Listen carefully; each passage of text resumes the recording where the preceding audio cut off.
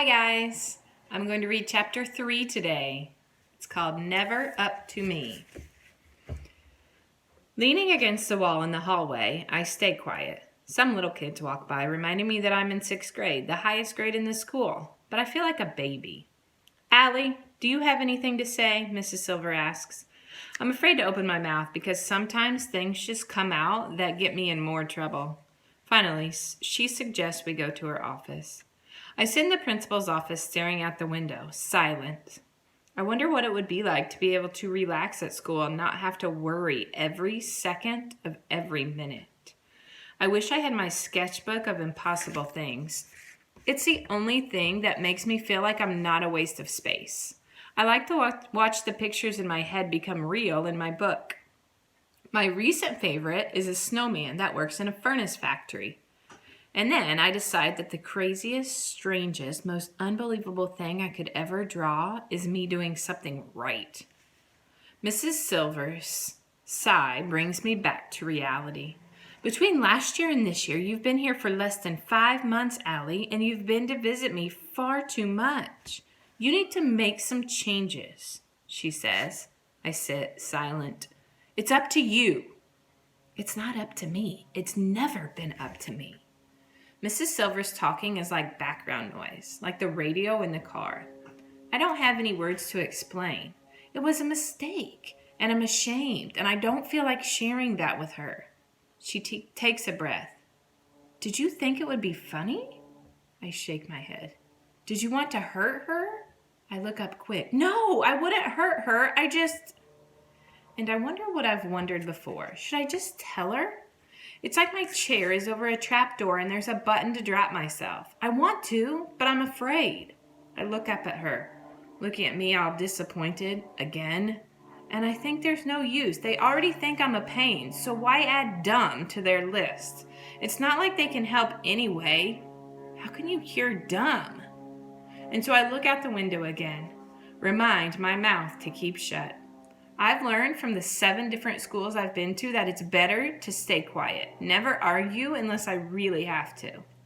I realize that both of my hands have curled into tight fists and Mrs. Silver is looking at them. She sits down in the chair next to me. Allie, sometimes it seems that you just want to get into trouble. She leans forward a bit. Do you? I shake my head. Come on, Allie, tell me what's going on. Let me help you.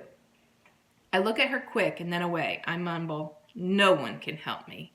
That's not true. Will you let me try? She points at a poster on the wall. Can you read that for me, please? Out loud. The poster shows 2 hands reaching for each other. Great, probably some sappy saying about friends or sticking together or whatever. I don't even have any friends. Come on, Allie, read it for me, please. The letters on the poster look like black beetles marching across the wall. I could probably figure most of them out, but I'd need a lot of time. And when I'm nervous, forget it. My brain goes blank like an Etch-a-Sketch turned upside down and shaken, gray and empty. Well, what does it say? She asks again. I don't need to read it to you. I get it, I say, trying to bluff, staring her dead in the eyes. Believe me, I know all about it already. I don't know about that, kiddo. I think you might need to work on it a bit. Now, I wish I knew what the poster said. I don't look at it, though. Then she'll want to talk about it more. The bell rings. Mrs. Silver rakes her hair with her fingers.